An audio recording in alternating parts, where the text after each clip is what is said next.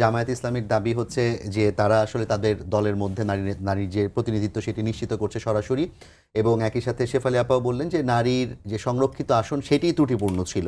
তো এখনো সেই অবস্থায় আমি একটা কথা বলি, জামাত ইসলামী যেটা করে, জামাত ইসলামী এক ধরনের এটা নিয়ে একটা লুকোচুরি খেলা খেলে। যে কথাটা আজকে বললো, তারা কিন্তু নারীদেরকে ব্যবহার করে। আমরা এটা কখন দেখেছি?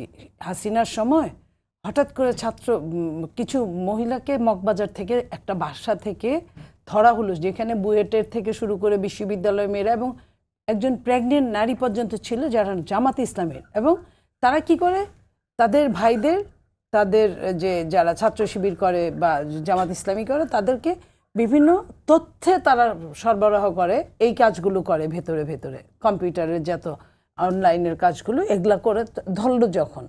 তো সেইখানে জামাত কিন্তু আজ পর্যন্ত, জামাতের কিন্তু অনেক শিক্ষিত নারী আছে, তাদেরকে আমরা কখনো টকশোতে পাই নাই বা কিছু। এটা ইসলাম বলে নাই যে নারীদের বাইরে বের হওয়া যাবে না, ইসলাম বলে নাই নারীদের কাজ করা যাবে না, ইসলাম বলে নাই যে নারীরা একদম শুধু আটপড়ে ঘরের মধ্যে থাকবে।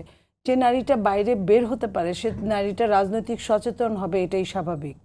রাজনৈতিক সচেতন হওয়া মানেই দেশের রাষ্ট্রপ্রধান হওয়া না। জামাত তো অনেকদিন বিএনপির সাথে ছিল, যখন বিএনপির সাথে ছিল তখন খালেদা জিয়াকে তাদের নারী মনে হয় নাই, কিন্তু যখন তারা নিজেরা কথা বলে, একই সাথে আমাদের নেত্রী যে দেশনেত্রী বেগম খালেদা জিয়ার সাথে এক মঞ্চে তারা বহুবার তারা ছিলেন, সেটা সেইখানে যদি তাদের সমস্যা না হয়, তারা যে এক ধরনের এইখানে এক ধরনের ফাঁকিবাজি খেলা খেলছে নারীদেরকে নিয়ে, কিন্তু নিজেদের জায়গায় তারা কিন্তু এখনো ধরি মাছ নাছুই পানির মধ্যে আছে।